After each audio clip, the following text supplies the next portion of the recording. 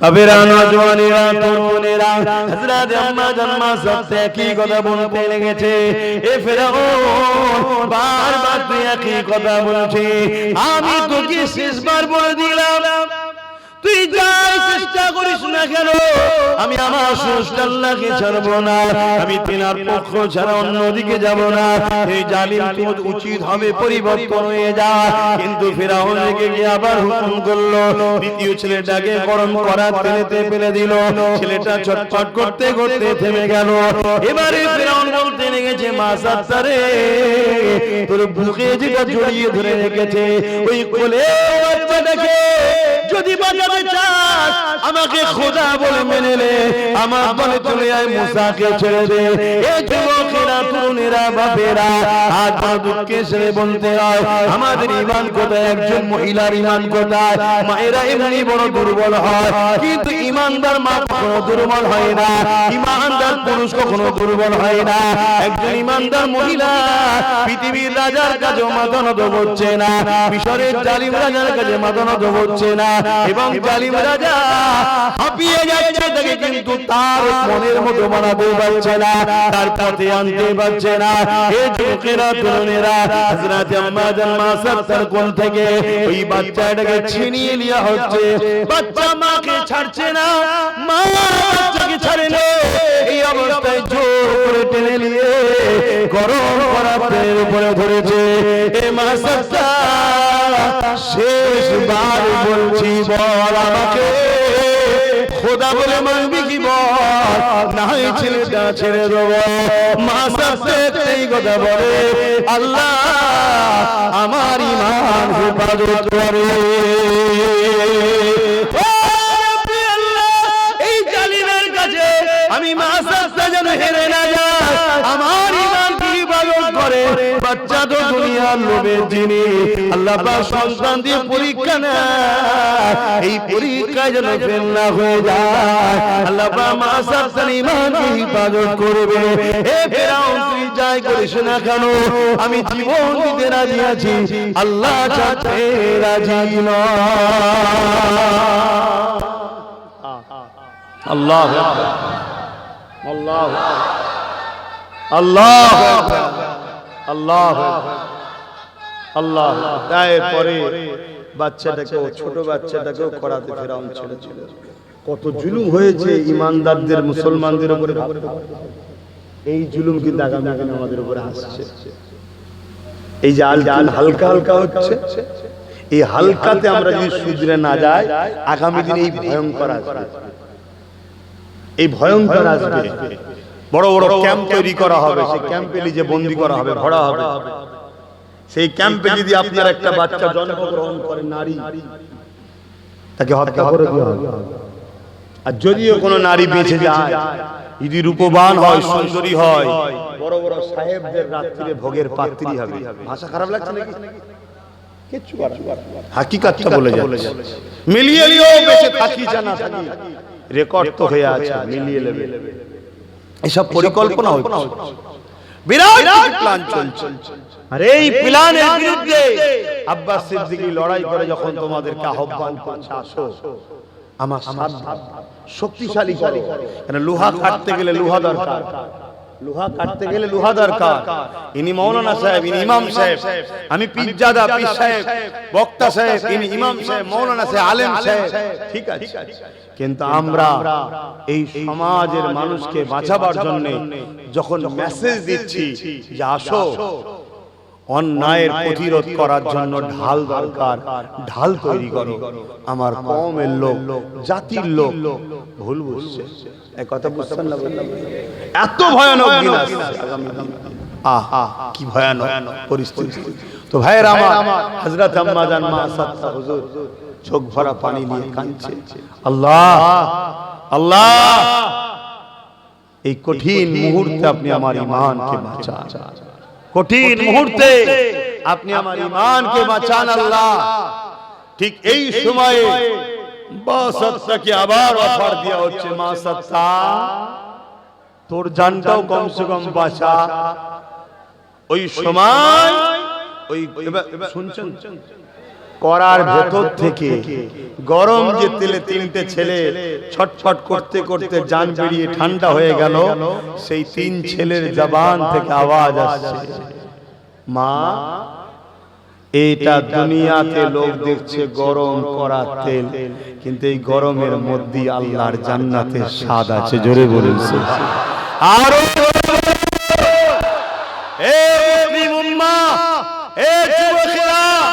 তোমরা দেখছো আব্বাস সিদ্দিকীর দিকটা বড় ভয়ঙ্কর, বড় বিপদ, বড় জুলুম, বড় কষ্ট। আল্লাহর জাত পাকের কসম করে বলছি, এর মধ্যে যে শান্তি আছে, তোমার এই জালিম অত্যাচারী জুলুমের সাম্রাজ্যের দিকে সে শান্তি নাই। আমি তোমায় বলছি, মিলিয়ে নাও, শান্তি নাই। কথা মাথায় ঢুকছে না? আরে মৃত্যু তো তোমারও হবে, আমারও হবে। মৃত্যু তো জালিমেরও হবে, মজলুমেরও হবে। মৃত্যু তো মিথ্যাবাদীদেরও হবে, সত্যবাদীদেরও হবে। মৃত্যু তো ধনীরও হবে, গরিবেরও হবে। মৃত্যু তো অন্যায়কারীদেরও হবে, ন্যায়পরায়ণদেরও হবে।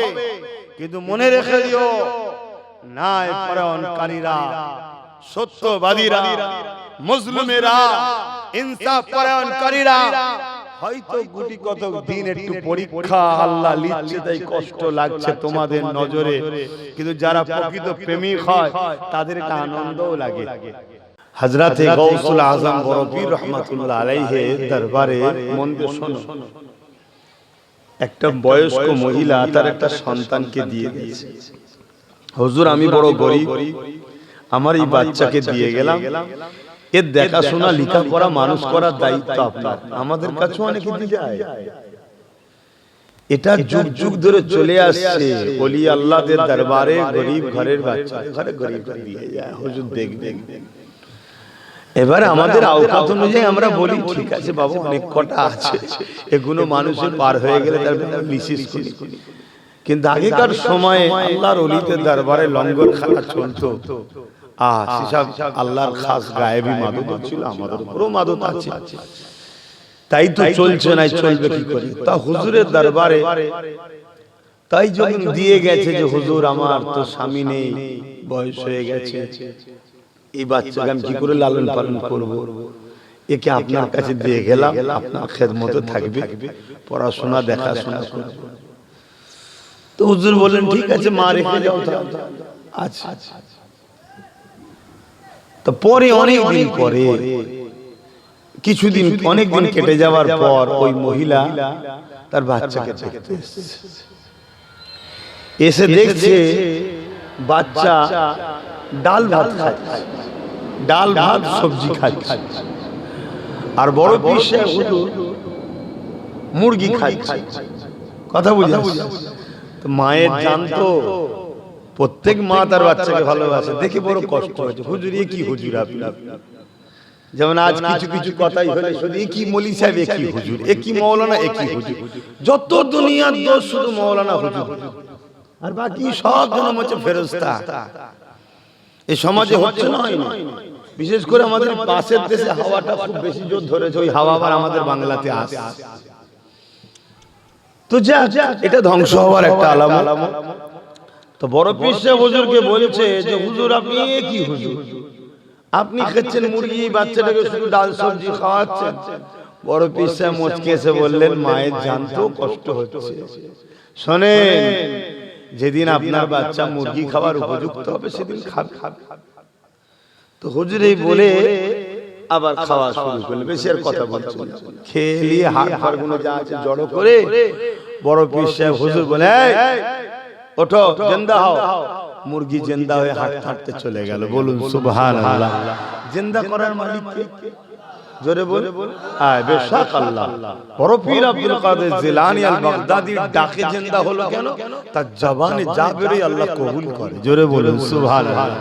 তখন মাকে বলছে, মা, যেদিন তোমার বাচ্চা উপযুক্ত হবে সেদিন মুরগি খাবে, তবে এখন তোমার বাচ্চাকে নিয়ে যাওয়ার রাখবে না।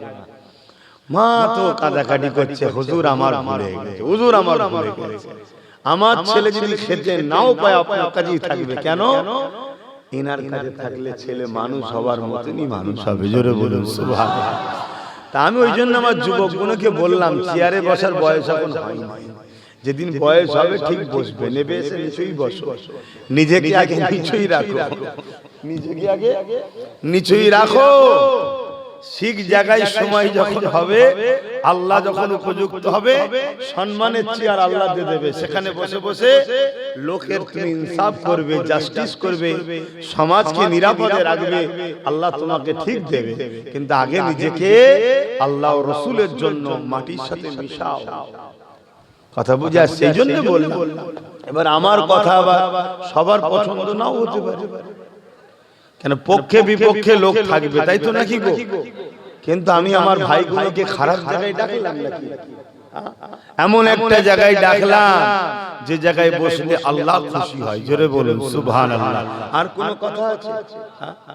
যিনি আমাদেরকে দুটো হাত দিয়েছে, যিনি আমাদেরকে দুটো পা দিয়েছে, যিনি আমাদেরকে দুটো কান দিয়েছে, যিনি আমাদেরকে দুটো চোখ দিয়েছে, যিনি আমাদেরকে আশরাফুল মাখলুকাত বানিয়েছে, যিনি আমাকে শ্রেষ্ঠ ধর্ম ইসলামের অনুসারী করেছে এবং সর্বকালের সর্বশ্রেষ্ঠ আসমানি কিতাব কোরআন আমাদের জন্য গাইড বুক করেছে এবং দুনিয়ার সুলতান নবী মুহাম্মদ রাসূলুল্লাহর উম্মত উম্মতি বানিয়েছে, সেই আল্লাহর জন্য নিচেতে বসতে হবে। তিনি বলছেন যে এখানে কোরআনের মাহফিল হয়, দ্বীনের আলোচনা হয়, ওই জায়গায় যারা গিয়ে বসে, আমার রাসূল বলছেন আল্লাহ খুশি হয়। জোরে বলুন সুবহানাল্লাহ। আর কি চাও? আমাদের মিশন তো একটাই, দুনিয়াবি জিন্দেগিটা আল্লাহর খুশির রাস্তায় চালাবো। যেখানে খুশি নয় যাব না, তাতে যে চটে চটুকগে যাক, আমার দেখার দরকার নাই, কারণ আমার স্রষ্টার আগে কেউ নেই। কি কথাটা ভুল হলো? সে যেই হোক, প্রতিবেশী হক আছে ভালোবাসবো, অমুসলিমের সঙ্গেও মিশতে হবে, তারাও মানুষ, ভালোবাসবো, সহযোগিতা করব, পিয়ার করব, একসাথে উঠা বসা করব, দেশকে ভালোবাসতে হবে, দেশের যারা যে যা পদে আছে সে পদকে সম্মান করব, ভালোবাসবো, কিন্তু আল্লাহ ও রাসূলকে নারাজ করে। আল্লাহ ও রাসূল যেদিন নারাজ হয় কারো সঙ্গে মিশতে, কাউকে সম্মান করতে, কাউকে ভালোবাসতে, সে যদি আমার আপনজন হয়, তার সাথেও আমি মিশতে রাজি নই। কেন? আমার মূল সবকিছুর টার্গেট একটাই হবে, মান আহাব্বা লিল্লাহ ওয়া আবগাদা লিল্লাহ ওয়া আতা লিল্লাহ ওয়া মানা লিল্লাহ ফাকাদ ইস্তাকমালাল ঈমান। ভালোবাসবো আল্লাহর জন্য, দুশমনি করব আল্লাহর জন্য, আত্মীয়তা করব আল্লাহর জন্য, বিচ্ছেদ হব আল্লাহর জন্য, এরাই হলো প্রকৃত ঈমানদার, এরা ঈমানের মজা পেয়ে থাকে। ঈমান যে কি মজার জিনিস তারাই পায় যাদের মিশন একটাই থাকে, যে আমার স্রষ্টা তিনি সবকিছু আমার, আমার বলে কিছু নেই, আমার ইচ্ছা বলে কিছু নেই, আমার খুশি বলে কিছু নেই, আমার দেখা বলে কিছু নেই, আমার শোনা বলে কিছু নেই, আমার চলা বলে কিছু নেই। আমি ওই পথে চলবো যে পথে আমার স্রষ্টা খুশি, আমি ওই জিনিস দেখবো যে জিনিস দেখলে আমার স্রষ্টা খুশি, আমি ওই কথা শুনবো যে কথা শুনলে আমার স্রষ্টা খুশি, আমি ওই রাস্তায় হাঁটবো যে রাস্তায় হাঁটলে যিনি পা দিয়েছেন তিনি খুশি। এটাই হবে আমাদের মাকসাদ, এটাই আমাদের বিজয়। আমরা মনে করি বড় অর্থশালী, বড় বাড়ি, বড় পদ থাকলেই মনে হয় কামিয়াবি, সাকসেসফুল। প্রকৃত সাকসেসফুল তো সে যে তার স্রষ্টাকে খুশি করতে পেরেছে। জোরে বলুন সুবহানাল্লাহ।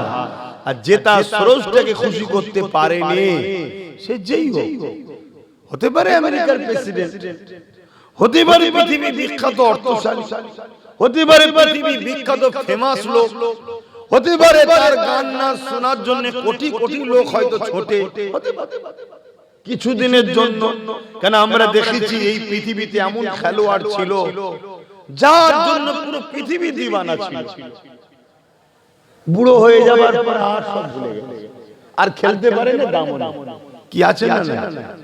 আমরা ভারতবর্ষের ক্রিকেট খেলাতে এমন এমন খেলোয়াড়ের নাম আপনারাও জানেন, তার জন্য বাবারে কত লোক ফ্যান ফলোয়ার ছিল, লাখ লাখ কোটি কোটি লোক রাত জেগে জেগে খেলা দেখছে। যদি 0 রানে আউট হয়ে যায় হাও মাও করে কাঁদছে, যেন মনে হচ্ছে আব্বা মরে গেল রে। এত কাঁদছে, কি হয়েছে না আউট হয়ে গেছে। আর 100 যদি করতে পারে, ও লুঙ্গি নিচেই থাকার জিনিস ও ভুলে যায়। তখন কি সমাজে ঘটে না ঘটে না, এরকম থাকতে পারে। কিন্তু তোমার খেলোয়াড় যেদিন আর ব্যাট চালাতে পারে না, সেদিন তার ভ্যালু আউট। তুমিও তাকে ছেড়ে দাও আস্তে আস্তে, ধরি আর চলবে না। নতুন ওই ব্যাটম্যানটা উঠেছে, দেখ ভালো খেলছে, আবার আবার প্রেম অন্য জায়গায় চলে যায়। কিন্তু যারা আল্লাহ ও রাসূলের হয়েছে, যুগকে যুগ পার হয়ে চলে যাচ্ছে, তাদের প্রেমিক দিনকে দিন বেরিয়ে চলেছে, বেরিয়ে চলেছে, বেরিয়ে চলেছে। কোনদিন তাদেরকে কেউ বাদ দেয় না, আর ভুলতে পারে না। এরকম একটা প্রেমিকের নাম আমি বলছি 850 বছর আগে চলে গেছে। বাগদাদের জমিনে শুয়ে আছে সুলতানে বাগদাদ আব্দুল কাদের জিলানী আল বাগদাদি। জোরে বলুন সুবহানাল্লাহ। 850 বছরে চলে গেছে। প্রেম কমেছে? কথা বলেন, প্রেম কমেছে? আপনি প্রেম তো করছেন, আপনার বাচ্চা ছোটবেলা থেকে প্রেম করছে, ছোটবেলা থেকে। আবার তার বাচ্চা প্রেম করছে। 850 বছর ধরে যত লোক আসছে, প্রেম বেরিয়ে যাচ্ছে। কি ভুল বলছি? আজ থেকে 800 বছর আগে এই হিন্দুস্তানে একজন চলে গেছে, যেনার নাম হলো হযরতে মুঈনুদ্দিন আজমিরি। প্রেম বেড়েছে না কমছে? বলুন বলুন। দাদু গেছে আজমির শরীফে, বাপও গেছে আজমির শরীফে, ছেলেও বাপের সাথে গেছে। ফটো মাজারে দেখালে কে বলছে এটা আমাদের খাজা হুজুর, চুমু খেচ্ছে। কি গো ভুল বলছি? একটু কথা বলো, ভুল বললাম কেন? এটা অরিজিনাল জায়গাতে এনারা কানেকশন রেখেছে। এ প্রেম কখনো বৃথা যাবার নয়। এ যত বুড়ো হবে, যত দিন যাবে, যারা আল্লাহ ও রাসূলের হবে, তাদের মাকাম আল্লাহ তত দুনিয়াতে ফেমাস করবে, এবং আখিরাতে এনারা শান ওয়ালা হবে। জোরে বলুন সুবহানাল্লাহ। তাই যুবকদের বলি, দুনিয়াদারি করতে হবে, কারবার করতে হবে, ব্যবসা করতে হবে, সংসার করতে হবে, বন্ধুত্ব করতে হবে। অমুসলিমের সঙ্গেও দুনিয়াদারিতে মানুষ মিশবে, মিশতে হবে। অমুসলিম বিপদে পড়লে সাথ দিতে হবে। সব করো, লিডার হবে একজন মুহাম্মদুর রাসূলুল্লাহ। জোরে বলুন সুবহানাল্লাহ। আল্লাহ নবীকে আমাদের জন্য আল্লাহ মডেল বানিয়ে দিয়েছে। লাকাদ কানা লাকুম ফি রাসূলিল্লাহি উসওয়াতুন হাসানা। তুমি নামাজ পড়বে, আমার নবীকে দেখো। রোজা রাখবে, আমার নবীকে দেখো। হজ করবে, আমার নবীকে দেখো। দান করবে, আমার নবীকে দেখো। সংসার করবে, আমার নবীকে দেখো। সন্তানদের বিবাহ দেবে, আমার নবীকে দেখো। প্রতিবেশীর সঙ্গে কিভাবে সম্পর্ক রাখবে, আমার নবীকে দেখো। এ দুনিয়ার মানুষেরা, তোমার ধর্মনীতি, তোমার সমাজনীতি, তোমার পরিবার নীতি, তোমার রাজনীতি, তোমার রাষ্ট্রনীতি, তোমার এডুকেশন নীতি, তোমার লাইফের প্রতিটা মুহূর্ত আল্লাহ পাক আমার রাসূলকে মডেল করেছে। নবীকে ফলো করে করো। নবীকে ছাড়া অন্য কোন কাউকে ফলো করলে চলবে না। কেননা অন্য কোন মডেলটাই হলো সাকসেসফুল নয়। একমাত্র সাকসেসফুল মডেল হলো আমিনাল্লাহ মুহাম্মাদুর রাসূলুল্লাহ। আরো জোরে বলুন সুবহান। একমত তো নাকি? আমার সাথে একমত তো নাকি? হ্যাঁ, তবেই কামিয়াবি। এটা একটা পরীক্ষার জন্য এসেছি। কেউ 30, কেউ 40, কেউ 50, কেউ 60, কেউ 70, কেউ 80, কেউ 90, কেউ 100। 100 পার হচ্ছে না, 80 পার হতে চাইছে। কথা বুঝে আসছে? যদিও পার হতো, এক ভ্যাকসিনে সব সাইজ হয়ে যাচ্ছে। যেগুলো ভ্যাকসিন নিয়েছে ও তাড়াতাড়ি চলে যাচ্ছে। যাক, আল্লাহ সব হায়াত দারাজ করুন। বলুন আল্লাহুম্মা আমিন। তো যাই হোক, তাহলে ধরুন 100, 150, 200 চলে তো একদিন যেতে হবে, চলে তো যেতে হবে। এই টোটাল জীবনটা আপনার দুনিয়াতে শুধুমাত্র আল্লাহর পরীক্ষা। যা জমিন আমার, আসমান আমার, চাঁদ আমার, সূর্য আমার, গাছপালা, তরু লতা, নদী নালা, খাল বিল, পাহাড় পর্বত সব আমার। লিল্লাহি মা ফিস সামাওয়াতি ওয়া মা ফিল আরদ। জমিন আসমানের মধ্যে যা কিছু আছে সব কিছুর একজন মালিক, তিনি কে? সবাই জবান খুলে কে? আল্লাহ, অন্য কেউ মালিক নয়।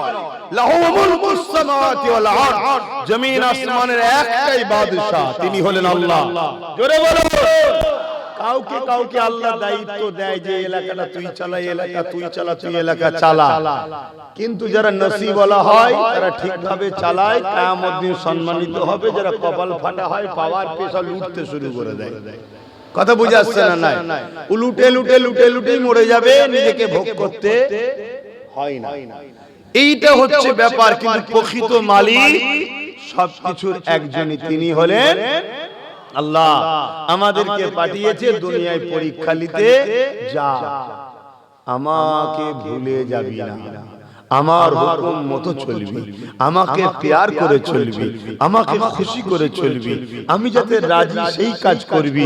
তুই যদি দুনিয়াতে গিয়ে আমাকে না ভুলিস, আমি আল্লাহ তোকেও ভুলবো না, দুনিয়াতেও তোর গার্ড দেবো, আর পরকালেও আমি তোকে জান্নাত দেবো। জোরে বলুন সুবহানাল্লাহ। আর দুনিয়ার রং তামাশাই যদি ওই ছোট হুজুর পীর কেবলা বলতেন, গিলটি চমকে সোনা ভুলে গেলি, দুনিয়ার যদি 2 নম্বর দেখে অরিজিনাল ভুলে যাস, আমি আল্লাহ তোকে দুনিয়াতেও ছেড়ে দেবো, আখিরাতেও তোর জন্য জাহান্নাম। তবে হ্যাঁ, আমি যাকে ভালোবাসবো, এই ভালোবাসার পরীক্ষা তার থেকে নেব। তুমি আমাকে ভালোবাসো বলো, আমি তোমার পরীক্ষা নিই। তাহলে স্রষ্টাকে ভালোবাসি বলি, আল্লাহ বা তোমার আমার পরীক্ষা নেবে। এই পরীক্ষা বিভিন্ন ধরনের হয়। কাউকে আল্লাহ গরিব অভাব দিয়ে পরীক্ষা নেয়, কাউকে আল্লাহ ধন দৌলত দিয়ে পরীক্ষা নেয়। যে অবস্থায় থাকো না কেন, অভাব গরিব যদি হয়, সে যদি সবর করে ধৈর্য ধরে, আল্লাহ তাকে প্রিয় বান্দাদের দলভুক্ত করে দেয়। আর যদি আল্লাহ তাকে মাল ধন দৌলত সম্মান ঢেলে দেয়, সে যদি অহংকারী না হয়ে শুকরিয়া আদায় করে, আল্লাহ আল্লাহ আল্লাহ মাথা নত করে আল্লাহর কাছে থাকে, আমার আল্লাহ তাকে সম্মানিত করবে। আবার কাউকে আল্লাহ বিমা দিয়ে পরীক্ষা করে, আল্লাহ কারো সন্তান কেড়ে নিয়ে পরীক্ষা করে, আল্লাহ কাউকে সন্তান দিয়ে পরীক্ষা করে। এই যুবকেরা আবার আল্লাহ কাউকে জালিম শাসকের অন্তর্ভুক্ত আন্ডারে রেখে তাকে আল্লাহ পরীক্ষা নেয়। যে কোনো অবস্থায় থাকেন না কেন, আপনাকে মনে রাখতে হবে, আমার আল্লাহ যাতে রাজি আমি সেদিকে থাকবো। আপনাকে মনে রাখতে হবে, মাতা কুমর রাসূল ফাখুযুহু ওয়া মা নাহাকুম আনহু ফান্তাহু। আমার নবী যা আদেশ করেছে মেনে নেব, আমার নবী যা নিষেধ করেছে ছেড়ে দেব। এই আদর্শে যদি আপনি জীবন করতে পারে, তাহলে দুদিনের দুনিয়ায় হয়তো একটু কষ্ট পরীক্ষা দিতে হবে, কিন্তু মনে রাখবে পরকাল আপনার সুখ শান্তিতে ভরিয়ে দেবে। এই যে না দেখে বিশ্বাস, এটাই তো ঈমান। পৃথিবীতে এই ওয়াহিদ একমাত্র আমরা ইসলামের অনুসারী, আমরা না দেখে বিশ্বাস করি, ঈমান এনেছি। আমানতু বিল্লাহি ওয়া মালাইকাতিহি ওয়া কুতুবিহি ওয়া রাসূলিহি ওয়াল ইয়াউমিল আখির ওয়াল কদরি খাইরি ওয়া শাররিহি মিনাল্লাহি তাআলা ওয়াল বা'স বা'দাল মাউত। এই যে আমরাই বিশ্বাসী, স্রষ্টা একজন আল্লাহ। কেউ দেখেছেন? জোরে বলে। যদি আপনার গলায় ছুরি ধরিয়ে বলা হয় যে স্রষ্টা দুজন, আপনি মানবেন? জোরে বলে। দেখেন তারপরও ঈমান দেখুন কত মজবুত। যেমন যদি মেরো ফেলিস, তথাপিও স্রষ্টা একজন। কুল হু আল্লাহু আহাদ আল্লাহুস সামাদ লাম ইয়ালিদ ওয়া লাম ইউলাদ ওয়া লাম ইয়াকুল লাহু কুফুয়ান আহাদ। স্রষ্টা তো তিনি যিনি এক, স্রষ্টা তো তিনি যিনি কারো মুখাপেক্ষী নয়, স্রষ্টা তো তিনি যিনি কারো থেকে পয়দা নয়, তিনার থেকেও কেউ পয়দা নয়। ওয়ালাম ইয়াকুল্লাহু কুফুয়ান আহাদ, তিনি এক অদ্বিতীয়, তিনার সমকক্ষ কেউ না, তিনি হলেন স্রষ্টা। জোরে বলুন সুবহানাল্লাহ। আপনাকে যদি বলা হয়, আপনাকে যদি বলা হয় যে আপনাকে 1000 কোটি টাকা দেওয়া হবে, আপনি স্বীকার করবেন যে আল্লাহ একটা নয়, একের অধিক? কেন করবেন না? আপনি তো এক আল্লাহ দেখেননি, তাও স্বীকার করবেন না? এটাই হলো ঈমান। এটাই আল্লাহ দেখতে চেয়েছেন যে বান্দা তুই 1000 কোটির দিকে ছুটিস না আমাকে তুই ভালোবাসিস। তুই যদি সামান্য অন্যদিকে যাস, মনে রাখবি তোর হায়াত কিন্তু নাই, টাইম যেই হবে চলে যাবে। আর সবচেয়ে বড় কথা, আমরা দেখেছি সমাজে অনেক কিছু ইনকাম, এমন ইনকাম যেটা ভোগ করতে হয় না, ভোগ করতে হয় না। আপনি লোভে পড়ে যদিও নিয়ে নেন, ভোগ করবেন এর কি মানে আছে? আপনি তো মারা যেতে পারেন, বা তারপরে কিছুক্ষণ পরে এখন ইডি সিবিআই ঘোরাঘুরি করছে, দেখছেন তো নাকি? কেন? টাকার দরকার তো, দেখা যাবে এসে এমন হানা দিয়েছে আপনারটা নিয়ে চলে গেল। ছিলেন না তবু এক ভালো ছিল, এ টাকাও গেল, জেলেও গেলেন, দুদিন পরে না হয় ইদিক উদিক করে বেরিয়েও পড়লেন, 1000 কোটি চলে গেল, 1000 কোটি চলে গেল, এই টেনশনই আপনার লাইফ শেষ। আল্লাহ জি হালে রেখেছে, আলহামদুলিল্লাহ। বাবেরা নওজোয়ান তরুণেরা, এ নবী পাকের প্রেমিকেরা, এই দুনিয়া একটা পরীক্ষা জায়গা। আল্লাহ পাক পরীক্ষা নিয়েছিলেন আম্মা জান হযরতে মা সাদ্দাকে, আল্লাহ পাক পরীক্ষা নিয়েছিলেন গরীব করে। একজন মহিলার কথা বলছে, যিনার স্বামী ছিল না, 3টে কন্যাপুত্র সন্তান ছিল।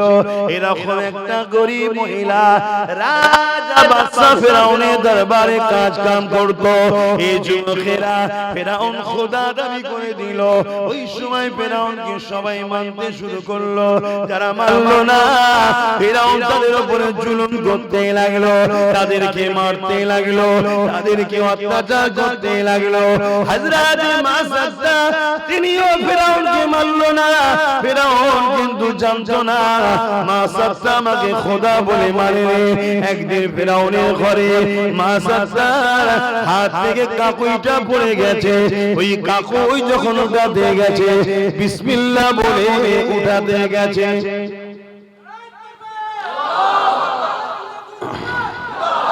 যখনই বিসমিল্লাহ বলে তুলেছে, ভাই চালাতে লাগলো, কিন্তু এ যা দিয়েছি তো বিরাট, নিচুই নিবিয়ে দেন, হালকা হালকা হবে, নিচুই নিবিয়ে দেন। তাহলে বিসমিল্লাহ বলে উঠাতে গেছে, আর এই খবরটা ফেরাউনের কানে পৌঁছে দেওয়া হয়েছে।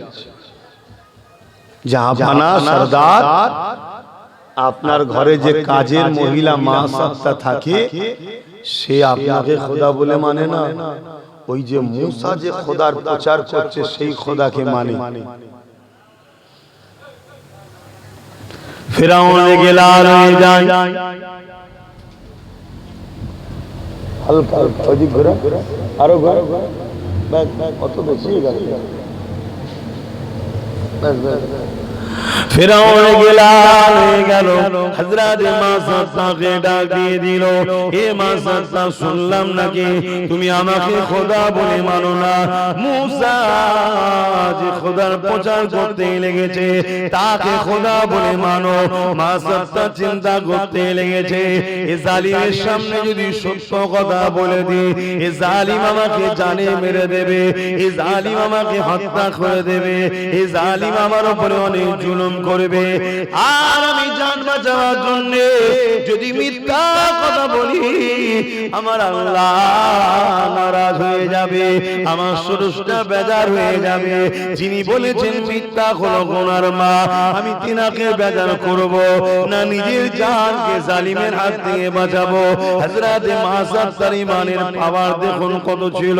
হযরতে মাসাত্তা বলতে লেগেছে, এ জালিম ফিরাউন, যেটা শুনেছো সত্য শুনেছো, আমি আপনাকে খোদা বলে মানি না, আমি তিনাকে খোদা বলে মানি যিনি আমাকে গরিব করে পরীক্ষা নিচ্ছে, আপনাকে মিশরের রাজা বানিয়ে পরীক্ষা নিচ্ছে। আপনারও উচিত হবে সেই স্রষ্টাকে মেনে নেওয়া যিনি আপনাকে রাজ ক্ষমতা দান করেছে, মিশরের রাজা বানিয়ে দিয়েছে। কিন্তু ফিরাউন অন্ধকারে এমন ভাবে জড়িয়ে গেছে, মাসাত্তার কথা শুনে রেগে গেল। এ মাসাত্তা, ও সব কোনো কথা শুনতে চাই না। আনা রব্বুকুমুল আলা, আমি হলাম তোমাদের বড় খোদা, আমাকে তুমি খোদা বলে মেনে নাও। যদি না মানো এ মাসাত্তা, তোমার উপরে অনেক জুলুম অত্যাচার হবে। হযরতে মাসাত্তা বলতে লাগলেন, আমি আমার সব কষ্টের মোকাবেলা করতে রাজি আছি, আমি আমার স্রষ্টা আল্লাহকে কখনো ভুলতে রাজি নয়।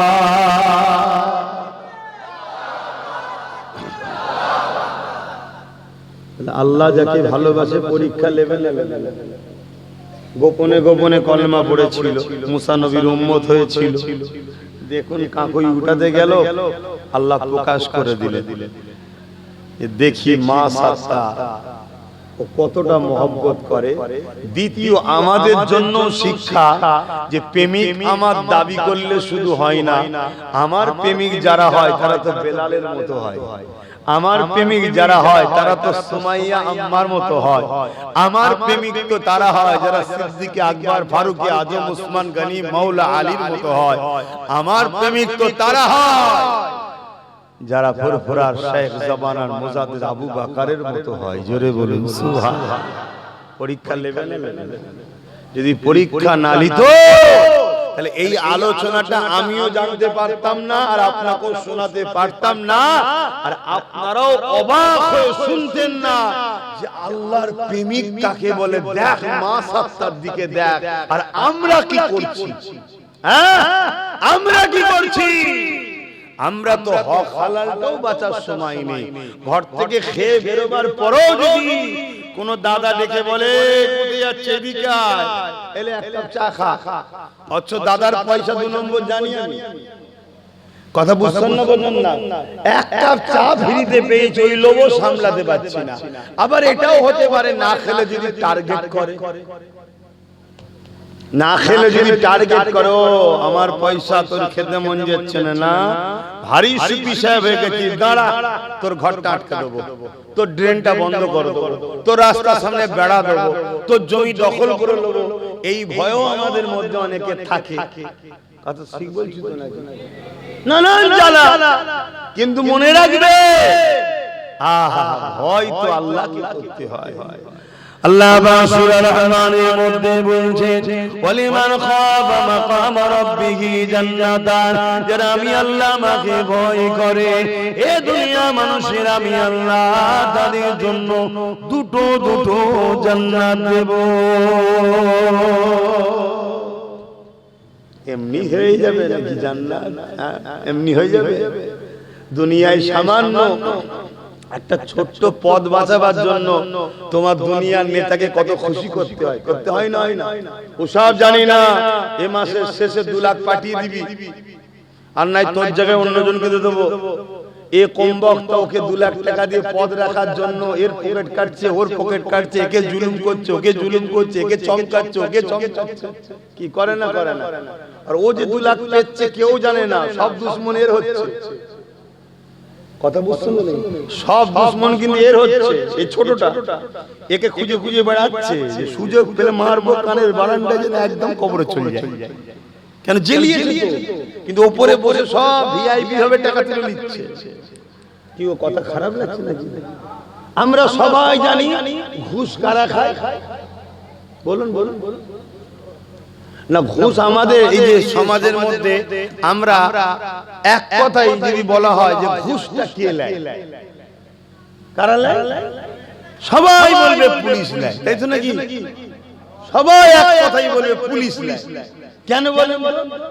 পুলিশ ওই নিচুই দাঁড়িয়ে 10 টাকা 20 টাকা 100 টাকা করে চাই বলে আমরা জেনে গেছি, কিন্তু অফিসে বসে বসে কোটি কোটি টাকার কাগজ এদিকের ওদিকের, এর রেকর্ড ওর নামে, ওর রেকর্ড ওর নামে, এর জমি ওর নামে, ওর জমি ওর নামে, কোটি কোটি টাকার লেনদেন এদিক ওদিক করে ঘুষ চলছে। এটা কিন্তু কেউ বুঝতে পারেনি, তাকে আবার স্যার বলা হয়। হয় না? হয় না? তাহলে এই যে ছোট নিচুই যে সে চাইছে সবাই জেনে গেছে, এজন্য সবাই বলে পুলিশ ঘুষ খায়। কিন্তু আমি আপনাদেরকে বলবো, সবাইকে এভাবে আমভাবে বলা একটা অন্যায় কথা হবে। কারণ ইসলাম যে দোষী নয় তাকে দোষ দিল, পাপের বোঝা আপনার ঘাড়ে চাপবে। সব প্রশাসন ঘুষ খায় না। অনেক প্রশাসন আছে যারা নিজেদের উপযুক্ত ক্যারিটে, নিজেদের যোগ্যতায়, নিজেদের দক্ষতায় তারা চাকরি পেয়েছে, তারা কোনো নেতা চাটুকারি করে না। কথা বুঝে আসছে? হ্যাঁ, তাদের জন্য কিন্তু জুলুম হয়। কিরম জুলুম হয়? এখানে দুদিন আসতে না আসতে বলবে অমুক জায়গায় চলে যাও, ওখানে দুদিন যেতে না যেতে অমুক জায়গায় চলে যাও। হ্যারাসমেন্ট করছে। কেন? ও মাথা নত করে নেতায়। তবে কিছু বাপের বেটা আছে প্রশাসন, তারা মাথা তারপরেও কখনো নত করে না। যেখানেই যায় বুনো ওলগুলোকে পরিষ্কার করে দেয়। কথা বুঝে আসছে নাকি? এরকম আছে ভাই, ভালো ভালো লোক আছে। কে বলেছে? আমার জানা। সোজা আমি ওইদিকে যাচ্ছি না, কারণ সময় কম। কিন্তু আমি জিনিস বুঝাতে গিয়ে বলছি যে আম্মাজান মা সাত্তার উপরে কত লোক দেওয়া হয়েছে। মা সাত্তা তোমাকে আজাদ করে দেওয়া হবে। তুমি যে গোলাম আছো, আজাদ করে দেওয়া হবে। আর তুমি জানো তো আমি ফিরাউন কে? আমি রাজা মিশরের, যা খুশি তাই করতে পারি। তোকে যদি হত্যাও করে দিই, আমার বিরুদ্ধে কথা বলার কেউ নেই। শুনছেন তো নাকি? এরকম পাওয়ার আমার। তোর এখনো সময় আছে, তোকে আজাদ করে দেবো। তারপরে আবার লোক দিচ্ছে তোকে একটা বিরাট রাজপ্রাসাদ তৈরি করে দেবো, সেখানে তুই থাকবি, শুধু আমাকে খোদা বলে মেনে নে। আম্মা জান একটাই কথা বলছে, এদিনে দুদিনে দুনিয়ার মায়া জালে জড়িয়ে, দুদিনে দুনিয়া লোভ লালসায় জড়িয়ে আল্লাহ পাকের আযাবের গিরাস হতে পারবো না। আমার সুরজটাকে আমি নারাজ করতে পারবো না। যিনি আমার উপরে কত ইহসান করেছে, আমাকে জীব জন্তু না বানিয়ে আশরাফুল মখলুকাত বানিয়েছে, দুটো হাত, দুটো কান, দুটো চোখ, দুটো পা দিয়েছে, তিনি আমাকে কত সুন্দর করে জমিনে পাঠিয়েছে। এ ফেরাউন, তুমি যাই লোভ দাও নাকি, যাই বলো নাকি, আমি তোমার কথা শুনতে পারবো না। উপরন্তু তোমার উচিত হবে, যিনি তোমাকে দুনিয়ায় রাজত্ব দিয়েছে, তুমি সেই সুরটা আল্লাহকে মেনে নাও।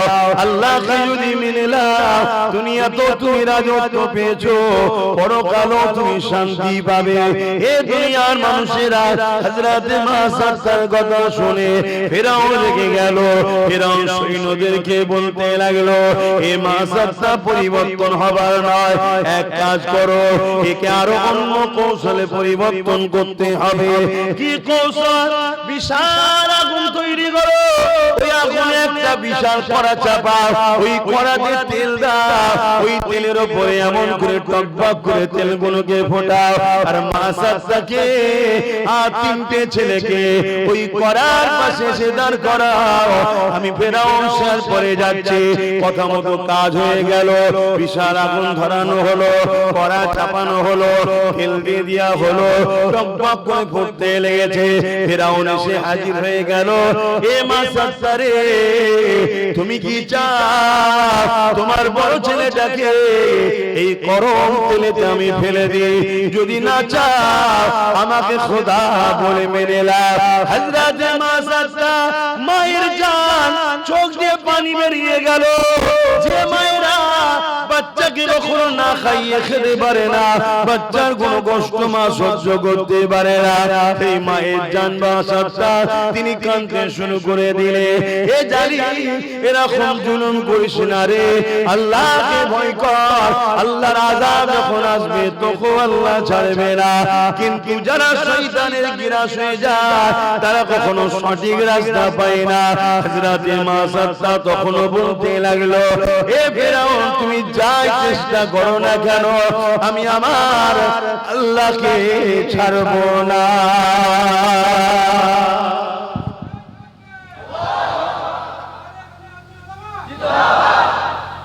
এখনো আমাদের উপরে ছোটখাটো হলো পরীক্ষা হয় না, হয় না, হ্যাঁ কি হয় না, হয় না। ওহ, আজকের ফেরাউনরাও বলে আমাদের দলে চলে আয়, নাই মিথ্যা গাঁজার কেসে ভরে দেবো, এই বলে না, বলে না। বাপের হয়তো একটাই ছেলে, রোজগার একটাই করে, ছোট ছোট দুটো বাচ্চা আছে, মিথ্যা গাঁজার কেস দিল, দিয়ে ভরেও দিল, আবার কথা পাঠাচ্ছে যদি ও মেনে নেয় যে আমার যা ভুল হয়েছে করেছি, আমি আর অন্যদিকে যাব না, তোমাদের দিকে থাকবো, তাহলে কিন্তু আমাদের হাতেই সব চাবিকাঠি, সিডিটা হালকা করে দেবো, ভুল লোককে ধরেছিলাম। এই সব আজকে ফেরাউনরা করে না, করে না। আরে দুনিয়া উন্নত হয়েছে, এদের জুলুমের স্টাইলটা উন্নত হয়েছে, একই জিনিস। জালিম মানে ফেরাউন, জালিম মানে এজিদ, জালিম মানে নমরুদ, জালিম মানে বুশ, জালিম মানে আজকেও যারা করবে এদেরই বংশধর, এদেরই ক্যাটাগরি। কথা বুঝা? আর আজকে নবীর উম্মত সেজে আমরাও আবার সেই জালিমদের সঙ্গে ভাগীদারিতে আছি। অনেকে মুসলমান দাবিদার, মুসলমান দাবিদার, নিজেও জুলুম করে বা জালিমদেরকে সাপোর্ট করে। যে জুলুম করে আর জুলুমকে সাপোর্ট করে, জানার পরও জুলুমকে যে শক্তিশালী করে, সে ইসলামের মধ্যে থাকবে না, আমার রাসূল বলে দিয়েছেন মিশকাত শরীফের হাদিস। কথা বুঝে আসছে না? না, মনে রাখবেন দুটো বিচার দুনিয়ায় টাটকা হয়, বাকি কে নামাজ পড়ে না, কে রোজা রাখে না, কে হজ করে না, সব বিচার এখানে টাটকা হবে না। এ আল্লাহ ছাড় দিয়েছে, একটা দিন ধরবে, সুম্মা নুফিকা উখরা ফাইজাহুম কিয়াম ইয়ানজিরুন ময়দানে মাশার। কিন্তু দুটো বিচার দুনিয়াতেও হয়, দুটো পাপ আখিরাতেও হয়। একটা হলো অহংকার, দ্বিতীয় হলো জালিম। একটা হলো কি? অহংকার, দ্বিতীয় হলো জালিম। এই দুটোর বিচার দুনিয়াতেও হবে, আখিরাতেও হবে। শুনছেন? আতে আমি আপনাদেরকে বলবো, যদিও আল্লাহর হকে কিছু ভুল ভ্রান্তি হয়ে যায়, আল্লাহর হক, নামাজ, রোজা, কথা বুঝা আসছে, এগুলো সব আল্লাহর দ্বীনের হক, এতেও যদি কিছু ভুল ভ্রান্তি হয়ে যায়, গান শোনা, যাত্রা, ফাংশন, টিভি দেখা, এগুলো সব আল্লাহ নিষেধ করেছে। এতে যদি কিছু ভুল ভ্রান্তি হয়ে যায়, যদি করেও ফেলে, আল্লাহর কাছে কাঁদলে আল্লাহ বলেছেন আমি তওবা করলে মাফ করে দেব। জোরে বলেন সুবহানাল্লাহ।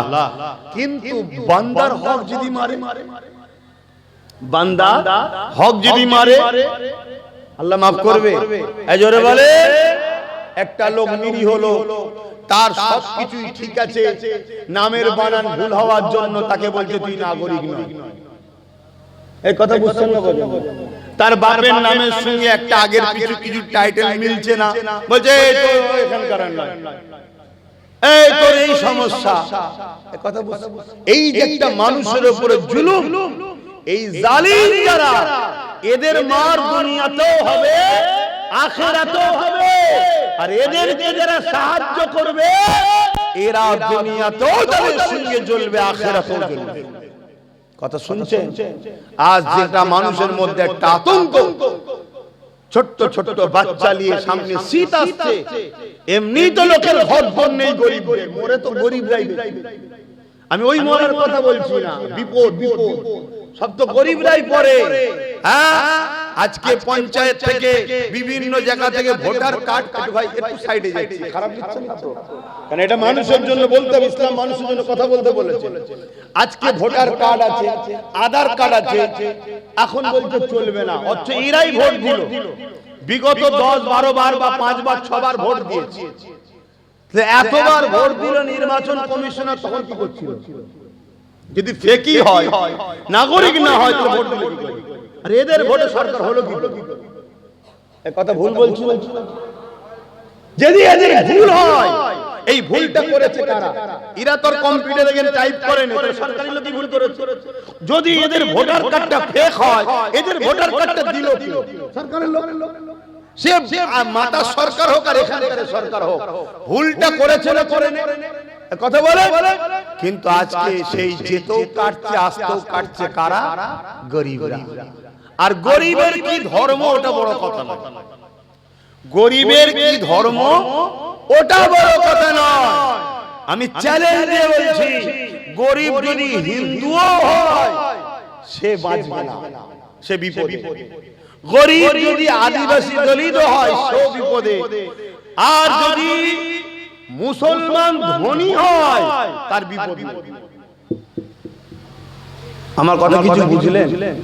তাহলে গরিব হওয়াটাই হচ্ছে মূল বিপদ। আর আমার আল্লাহ গরিবদের জন্য কি ঘোষণা দিয়েছে? গরিবরা ধনীদের থেকে 500 বছর আগে জান্নাতে যাবে। জোরে বলুন সুবহানাল্লাহ। আরো জোরে বলুন। তাহলে ইসলাম থাকলে গরিব বাঁচবে, ইসলাম নেই গরিবকে মানুষই মনে করা হয় না। এজন্য এদের রাগ ইসলামের উপরে। আজকে দেখছেন না, ইসলামকে টার্গেট করছে। কখনো ওয়াকফ আইন তৈরি করে মসজিদ মাদ্রাসা মিটিয়ে দাও, কখনো আমার আল্লাহকে ইসলামে নাকি রেপ করা পাপ নাই বলছে, কখনো আল্লাহ দাবি করে ফেলছে, কখনো বলছে কোরআন শেষ হয়ে যাবে, আবার উন্নতি শেষ হবে না। এদের টার্গেট ঘুরিয়ে ফিরিয়ে ইসলামকে শেষ করে দাও। কারণ ইসলাম থাকলে ইনসাফ থাকবে, ইসলাম থাকলে ইনসানিয়ত থাকবে, ইসলাম থাকলে অসহায়কে সাহারা থাকবে, ইসলাম থাকলে মানবতা থাকবে। কোন মুসলমানের পাশে যদি একটা অমুসলিমের উপরে জুলুম হয়, ওই মুসলমান যদি পাশ করিয়ে চলে যায়, সেই ইসলামের মধ্যে নাই। রুকে দাঁড়াতে হবে, অমুসলিমের পাশে দাঁড়াতে হবে, এর নাম ইসলাম।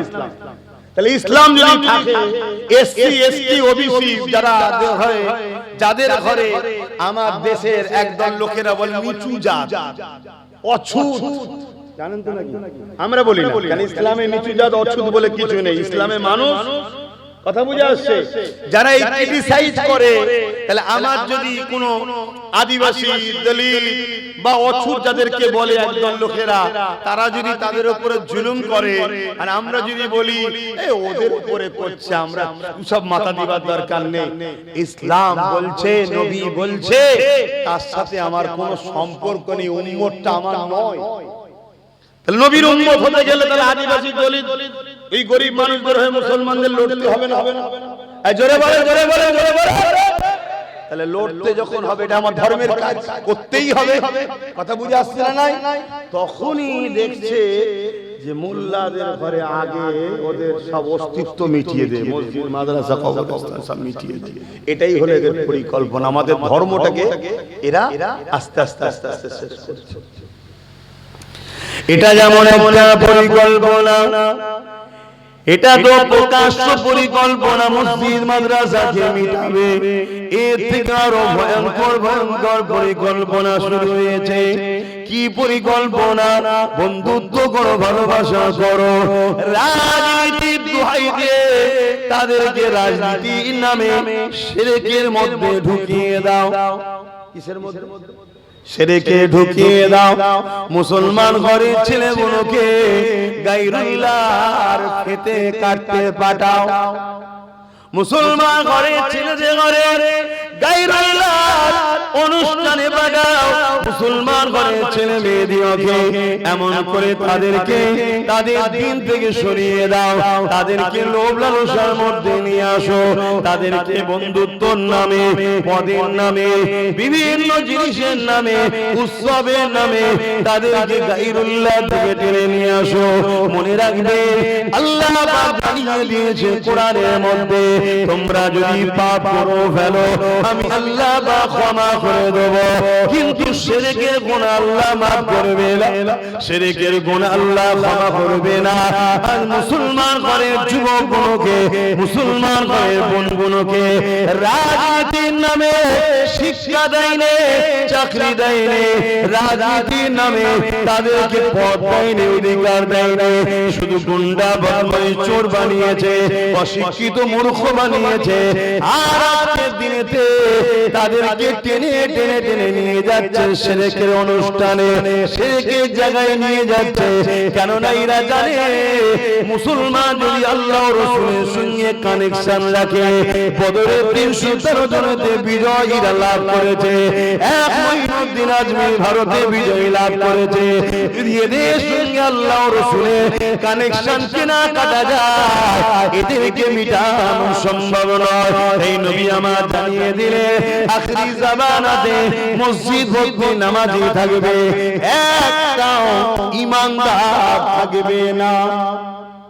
শুনছেন তো, শুনছেন তো, মসজিদ ভর্তি লোক থাকবে, ইমানদার কেন? নামাজ রয়েছে, দাড়ি রয়েছে, টুপি রয়েছে, রোজা রয়েছে, হজ রয়েছে, এগুলো তো ঈমান নয়, এগুলো তো ঈমানের মধ্যে। ঈমানটা কি? লা ইউমিনু আহাদুকুম হাত্তা কুনা আহাব্বা ইলাইহি মিন ওয়ালিদিহি ওয়া ওয়ালাদিহি ওয়ান নাসি আজমাইন। অপর হাদিস শরীফ, লা ইউমিনু আহাদুকুম হাত্তা ইয়াকুনা আল্লাহু ওয়া রাসূলুহু আহাব্বা ইলাইহি মিম্মা সিওয়াহুমা ওয়া মান আহাব্বা আবদান লা ইউহিব্বুহু ইল্লা লিল্লাহ। এ যুবকেরা, শালেখেরা, যতক্ষণ পর্যন্ত তোমরা তোমাদের জমি জায়গা, ঘর বাড়ি, বাপ মা, নেতা কেতা সবকিছু এমনকি নিজের জানের থেকে বেশি আল্লাহ ও রাসূলকে ভালো না বাসবে, ততক্ষণ পর্যন্ত তোমাদের ঈমান কামিল হবে না, ঈমানদার ততক্ষণ পর্যন্ত হবে না। তাহলে আজকে আমরা নামাজে রয়েছি, রোজায় রয়েছি, হজে রয়েছি, কিন্তু গায়রুল্লাহ, যেখানে আল্লাহর সঙ্গে শরীক করা হয়, এরকম কাজে আমরা সেকুলার দেখাতে গিয়ে, সম্প্রীতি দেখাতে গিয়ে, মানব বন্ধন দেখাতে গিয়ে সেই জায়গাতে আমরা জুড়ে গেলাম, সেই অনুষ্ঠানের সঙ্গে জড়িয়ে গেলাম। এটাকে সেকুলার বলা হয় না, এটাকে সম্প্রীতি বলা হয় না, এটাকে নাটক বলা হয়। এই নাটক করতে গিয়ে আমাদের ঈমানটা চলে গেল। আমাদের হোসনা বেঈমান যতই হোক না কেন, বিজয় তারা কখনোই পাবে না, কারণ আল্লাহর সাহায্য ছাড়া কোনোদিন কামিয়াবি হতে পারে না। হযরত মাসাদ তাখিদে গিয়ে শিখো তিনাকে কি বলা হলো।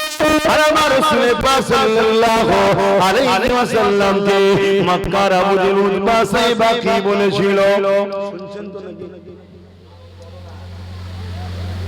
ওহ আল্লাহ আল্লাহ, ভাই একটু এটা দেন তো, কিছু বলবেন? এটা হাতে লাগছে বটে। ওহ এটা গিগে আসেন না, দাঁড়িয়ে আসেন। ও বাবা, ঘড়িও ঘোড়ার থেকে আগে, তাড়াতাড়ি আসেন, মশা ইনজেকশন দিচ্ছি। দরুদ শরীফ আল্লাহুম্মা সাল্লি আলা আল্লাহুম্মা সাল্লি ওয়া আলা সাইয়্যিদিনা। আল্লাহ মাফ করে।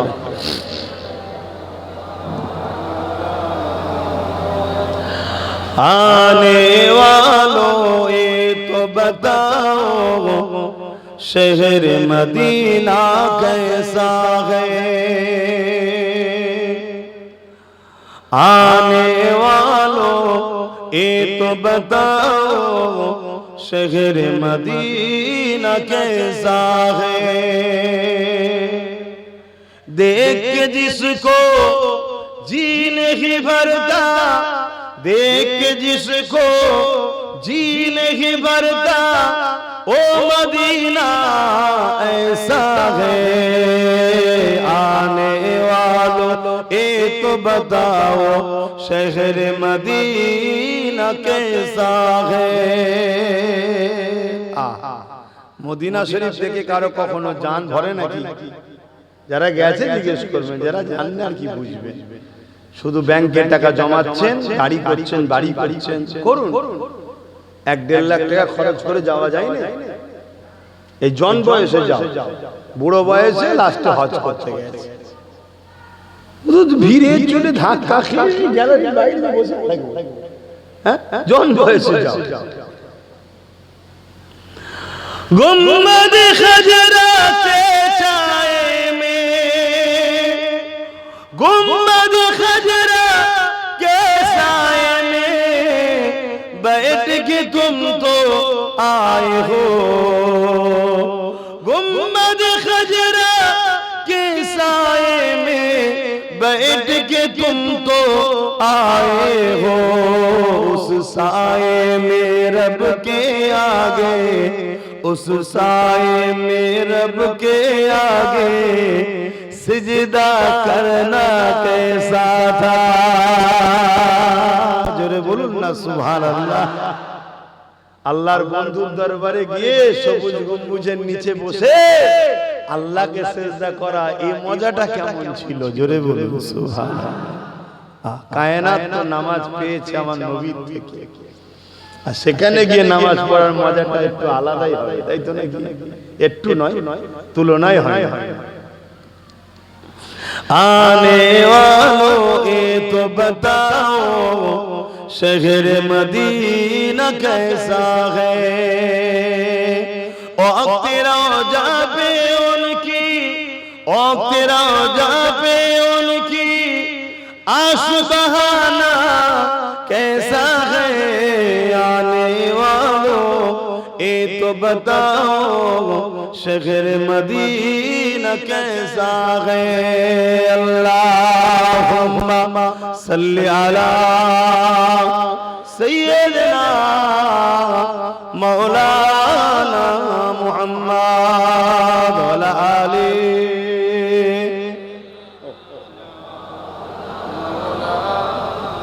আমার আব্বা জানেরা আমার মায়েরা বোনেরা বাপেরা ভাইরা আমাদের ডিউটি আপনাকে হকটা বলা না হক থেকে দূরে থাকার মেসেজটা দেওয়া নেবেন কি নেবেন না সেটা তো আপনার বিষয় জবাব আমি লব না ভুল কেন করলেন জবাব আমি লব না আমি কে জবাব যিনি নেবেন তিনি তো আমার আপনার রব আল্লাহ কিন্তু মনে রাখবেন যেদিন জবাবটা লিয়া হবে সেই দিনটা এত কঠিন থাকবে বাপ ছেলের হবে না ছেলে বাপের হবে না মা মেয়ের হবে না মেয়ে মায়ের হবে না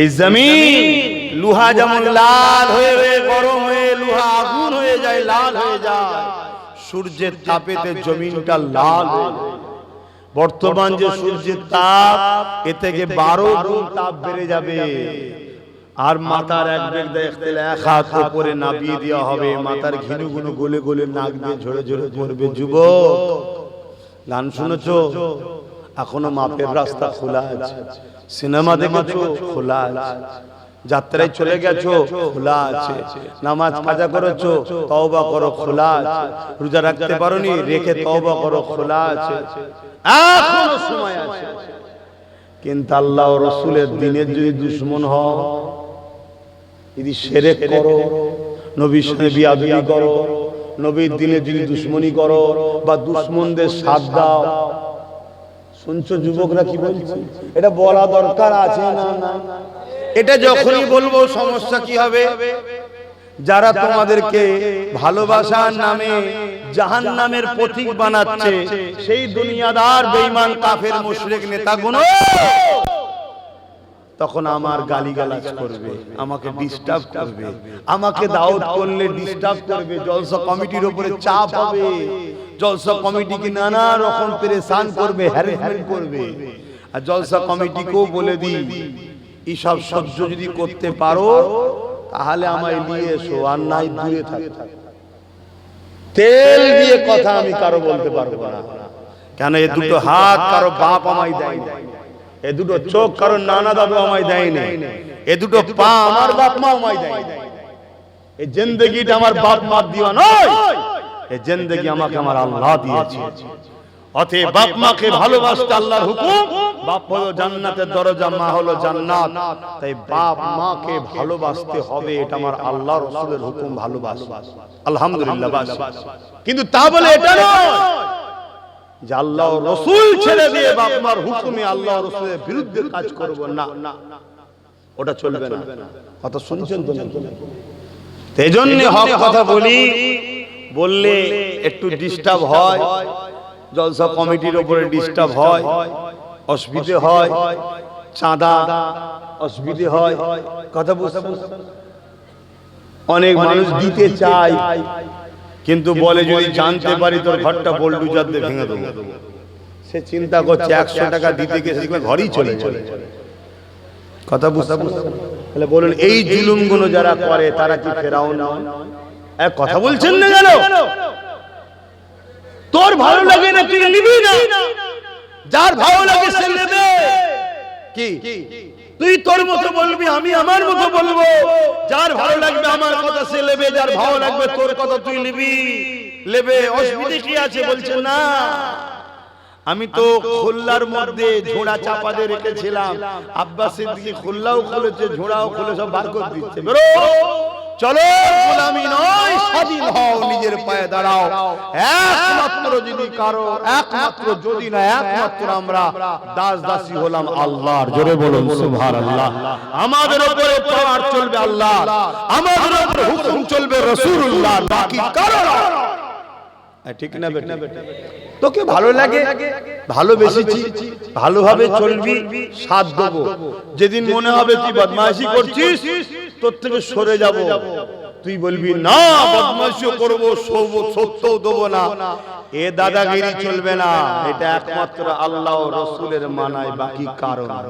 কেন তারা কখনো জুলুম করেও না, করতে পারেও না, নামুমকিন। তারা আমার একজন স্রষ্টা, আর একজন হলো স্রষ্টার সঙ্গে আমাদেরকে জুড়ছে। জোরে বলুন সুবহানাল্লাহ। আসেন আমরা জানা সত্তার কথা বলছিলাম, ফেরাউন যখন এইভাবে বুঝাতে লেগেছে, হযরত মাসাদ্দাম্মা কিছুতেই ফেরাউনের কথা শুনছে না। ফেরাউন রেগে গিয়ে সৈন্যদেরকে জাল্লাদকে হুকুম করে দিল, ছোট বড় বাচ্চাটাকে নিয়ে গিয়ে গরম করা তেলে ফেলে দিল। আরে ভেবে দেখো তো দেখি, সামান্য গরম হাড়ি যদি লেগে যায় কি কষ্ট না হয়। টকবক করা গরম তেলেতে হযরত মাসাদ্দার বড় ছেলেকে গরম তেলেতে ফেলে দিল। বাচ্চা ছটফট ছটফট করতে করতে থেমে গেল। এই যুবকেরা মায়ের চোখের পানি বুকে ভিজতে লেগেছে, গড়িয়ে গড়িয়ে পড়তে লেগেছে। আরে আসমানের দিকে আওয়াজ তুলে বলতে লেগেছে, হে আল্লাহ, সন্তান ছিল আমার কিন্তু বান্দা তো আপনার। আমি মা হয়ে যদি ছেলেকে জুলুম দেখে কষ্ট ব্যথা পাই, আমার চোখ দিয়ে যদি পানি বেরোয়, হে আল্লাহ, আপনার বান্দার উপরে যে জুলুম করেছে তার বিচারটা আপনি করবেন। পরীক্ষা শুরু হয়েছে, আমাদেরও পরীক্ষা নেবে তো না? আমাদের অবশ্য পরীক্ষা খুব ছোট ছোট, এতেই ফেল হয়ে যাচ্ছে, আমরা এতেই ফেল হয়ে যাচ্ছে। আগেকার এই যে মুরব্বি বাপজান গুলো বসে আছে, আমার মনে হয় 7-8 ভাই বোন হবে, তাই তো নাকি আব্বা? একটু বলেন না, 7-8 জন হবে তো নাকি? হ্যাঁ। ছোটবেলায় না খেয়ে মানুষ হয়েছেন নাকি? ছোটবেলায় না খেয়ে মানুষ হয়েছে? হয়তো আসাম এক বাটি খেয়েছেন, আপনার এক বাটি আসাম এখন 1000 পিস মুসাম্মি নেবুতেও তো উপকার নেই। ওই এক বাটি আসামে যাচ্ছিল, কি বলা ভুল হচ্ছে নাকি? হ্যাঁ, আমার আব্বা জানের মুখে শোনা যে বাবা তোমার ব্যাপারই আলাদা এখন, কিন্তু আমি রুটি আকাশের দিকে ধরলে রাত্রিরে চাঁদ দেখা যেত, এত পাতলা, তার ভিতরে মাঝে মাঝে ছিঁড়াও আছে। তাহলে বলো, কিন্তু এরপরও কেউ না খেয়ে অভাবী এরম কেউ ছিল না। বাপ ঠিক ছেলেকে খাইয়েছে, আল্লাহ খাইয়েছে বাপের ওসিলা। আর এখন একখানা দেড়খানা, মানে একটা এসেছে, একটা হয়তো আছে, আসবে। এতে আমাদের যা অভাব যেন শেষ হচ্ছে না। কি যত আছে আছে, তাও যেন হচ্ছে নেই। কেন বলেন? গরুর বছরে একটা বাচ্চা হয়, চারিদিকে তাকাবেন গরু দেখা যায়, গরুর বাচ্চা দেখা যায়। আর কুকুরের বছরে 7টা 8টা হয়, কুকুরের বাচ্চা দেখা যায়। কেন বলেন তো? এটা হালাল, এটা হারাম। আগেকার সময় আমার মুরব্বী বাপেদের আব্বাদের সব পয়সা টয়সা, বাপেদেরও পয়সা হালাল ছিল। এখন আমাদের জামিল হয়ে গেছে, ঢুকে যাচ্ছে, না জেনেও ঢুকে যাচ্ছে। এই জন্য এক গাদা থাকার পরও নেই। কথা বুঝছেন তো? আজ বড় পরিকল্পনা নানান দিক দিয়ে চলছে, ভেবে ভেবে চলো। হালাল হারাম থেকে দূরে থাকে। যে কোনো জিনিস খাবার আগে একটু ভেবে চিন্তে খান। কথা বুঝলে? একদিন মিডিয়ায় দেখছিলাম চা পাতাতে গোবর মিশাচ্ছে। চা পাতাতে কি মিশাচ্ছে? গোবর। সেদিন থেকে চা খাওয়া ছেড়ে দিয়েছি। আচ্ছা, কথা বুঝে কি হবে? চা চা আমাকে খেতেই হবে, আমি কি তার গোলাম নাকি? চায়ের তার কথাই শুনতে হবে, আমাকে তো খেতে হবে। তার থেকে শুধু গরম পানি খাবো। কথা বুঝে আসছে? যদি ভালো লাগে গরম পানি খাই, গরম পানি খাই। কথা বুঝে আসছে? আপনারাও খাবেন। প্রতিদিন সকালে উঠে বাসি মুখে একদম হালকা কুসুম গরম পানি, পাতি লেবুর রস, মধু দিয়ে গুলে খাবেন। আর না হয় শুধু মধু গরম পানি খাবেন, না শুধু গরম পানি খাবেন। সকালটা শুরু করবেন হালকা কুসুম গরম পানি দিয়ে, ভালো দিন যাবে। রাত্রে শোবার আগে মিনিমাম আধ-এক ঘন্টা আগে 1 গ্লাস হালকা কুসুম গরম পানি খেয়ে শোবেন। সকালে উঠার সাথে সাথে পুরো একদম ভালো তারে হয়ে যাবে। সারা দিনটা মন ফুরফুরে থাকবে। বুঝতে পারছেন তো নাকি? আরে সব সিস্টেম ইসলামে আছে, আমরা ছেড়ে দিয়ে তার পিছনে ছুটছি। নিজের দোকানে সব টাকার পরে এর দোকানে উঠি, ওর দোকানে উঠি, তার দোকানে উঠি, যত পচা ভেজাল খাবার গুলো টানাটানি করছে। এজন্য তাজ আমাদের মরণ এত দুর্দশা। যা সময় দিয়ে খেয়াল করে আম্মা জানের কথাটা একটু শেষ করে দিই। ফিরাউন আবার বলতে লাগলো, মা সত্তারে, এখনো দুটো বাচ্চা নিজের জানটাকে নিয়ে করে যা, আয় আমাকে খোদা বলে মেনে নে। মুসা জি প্রচারটা করে যে ছেড়ে দে। এই যুবকেরা, তরুণীরা, বাপেরা, একজন মহিলা কত দুর্বল হয়, তারপর তো ইমানটা কত পাওয়ার ছিল। মিশরের রাজা একটা মহিলা কোনো তো করতে পারছে না। আর আজকে আমাদের জঞ্জল নেতা ছেলেগুলোকে সামান্য চুনোপুটি নেতাগুলো জব্দ করে দিচ্ছে। কি করছে না? কারণ ঈমান দুর্বল। ঈমানের কাছে আমেরিকা হোক আর যেই হোক সবাই হার মেরেছে। তাদের কাছে পারমাণবিক শক্তি থাকতে পারে, ঈমানের কাছে মাথা নত সবাইকে করতে হবে। এই যুবকেরা, ঈমান নবীর প্রেম ও আদবের নাম। জোরে বলুন সুবহানাল্লাহ। তুমি যত নবীকে প্রেম করবে, আদব করবে, তোমার ঈমানের পাওয়ার তত বাড়বে। দাড়ি, টুপি, নামাজ, রোজা, এগুলো সব ঈমানের মধ্যে, এগুলো আমল। এগুলো কি আমল? বাবেরা, নওজওয়ানেরা, তরুণেরা, হযরত আম্মা জাম্মা সবতে কি কথা বলতে লেগেছে। এ ফেরাউন বারবার তুই একই কথা বলছে। আমি তোকে শেষবার বলে দিলাম, তুই যাই চেষ্টা করিস না কেন, আমি আমার স্রষ্টা আল্লাহকে ছাড়বো না। আমি তিনার পক্ষ ছাড়া অন্যদিকে যাব না। এই জালিম তোর উচিত হবে পরিবর্তন হয়ে যা। কিন্তু ফিরআউন রেগে গিয়ে আবার হুকুম করলো, দ্বিতীয় ছেলেটাকে গরম করা তেলেতে ফেলে দিল। ছেলেটা ছটফট করতে করতে থেমে গেল। এবারে ফিরআউন বলতে লেগেছে, মা সাত্তারে, তোর বুকে যেটা জড়িয়ে ধরে রেখেছে, ওই কোলে বাচ্চাটাকে যদি বাঁচাতে চাস, আমাকে খোদা বলে মেনে নে, আমার দলে চলে আয়, মুসাকে ছেড়ে দে। এই যুবকেরা, তরুণেরা, বাপেরা, আজ বড় দুঃখের সাথে বলতে হয়, আমাদের ঈমান কোথায়? একজন মহিলার ঈমান কোথায়? মায়েরা এমনি বড় দুর্বল হয়, কিন্তু ঈমানদার মা কখনো দুর্বল হয় না, ঈমানদার পুরুষ কখনো দুর্বল হয় না। একজন ঈমানদার মহিলা পৃথিবীর রাজার কাছে মাথা নত করছে না, মিশরের জালিম রাজার কাছে মাথা নত করছে না, এবং জালিম রাজা হাঁপিয়ে যাচ্ছে তাকে, কিন্তু তার মনের মতো বানাতে পারছে না, তার পথে আনতে পারছে না। এই যুবকেরা তরুণেরা হযরত আম্মা জান মা সাত্তার কোল থেকে ওই বাচ্চাটাকে ছিনিয়ে নেওয়া হচ্ছে। বাচ্চা মাকে ছাড়ছে না, মা বাচ্চাকে ছাড়ে না।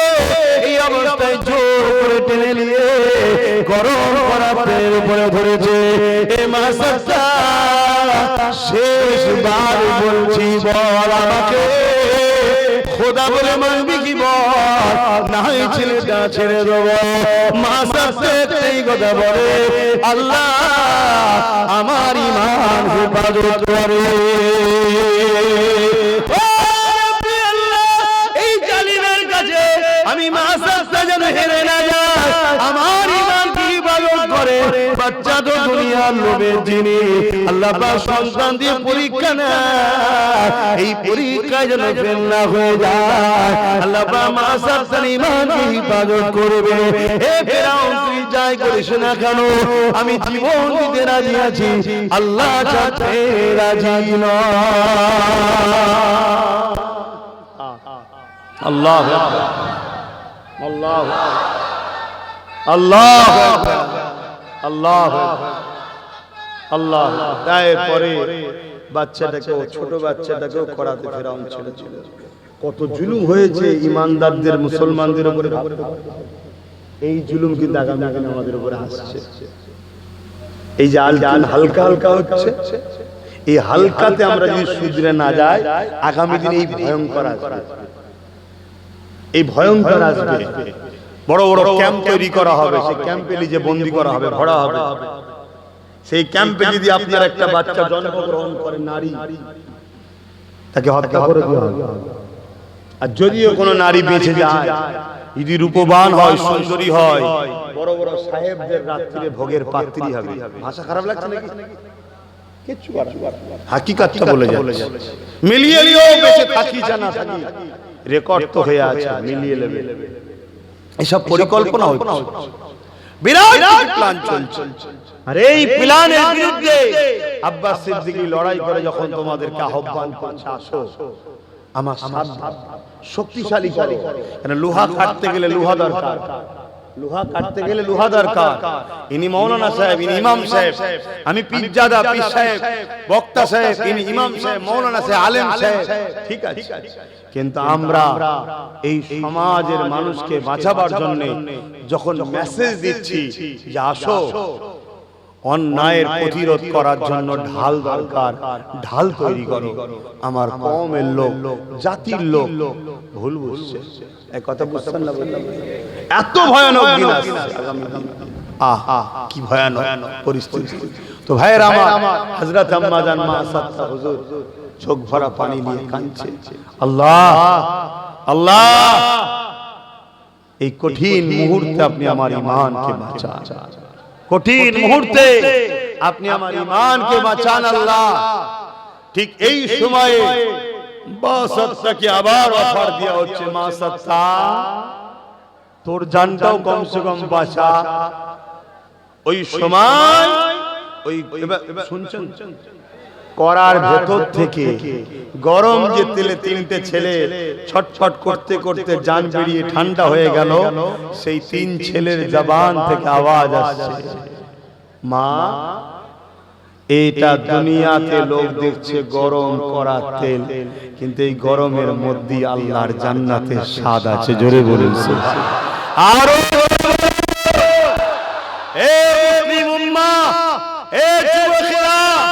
তোমরা দেখছো আব্বাস সিদ্দিকীর দিকটা বড় ভয়ঙ্কর, বড় বিপদ, বড় জুলুম, বড় কষ্ট। আল্লাহর জাত পাকের কসম করে বলছি, এর মধ্যে যে শান্তি আছে, তোমার ওই জালিম অত্যাচারী জুলুমের সাম্রাজ্যের দিকে সে শান্তি নাই। আমি তোমায় বলছি, মিলিয়ে নাও, শান্তি নাই। কথা মাথায় ঢুকছে না? আরে মৃত্যু তো তোমারও হবে, আমারও হবে। মৃত্যু তো জালিমেরও হবে, মজলুমেরও হবে। মৃত্যু তো মিথ্যাবাদীদেরও হবে, সত্যবাদীদেরও হবে। মৃত্যু তো ধনীরও হবে, গরিবেরও হবে। মৃত্যু তো অন্যায়কারীদেরও হবে, ন্যায়পরায়ণদেরও হবে। কিন্তু মনে রেখে দিও, ন্যায়পরায়ণকারীরা সত্যবাদীরা, মুসলিমেরা, ইনসাফ পরায়ণকারীরা হয়তো গুটি কতক দিন একটু পরীক্ষা আল্লাহ লিখছে, তাই কষ্ট লাগছে তোমাদের নজরে, কিন্তু যারা প্রকৃত প্রেমিক হয় তাদের একটা আনন্দও লাগে।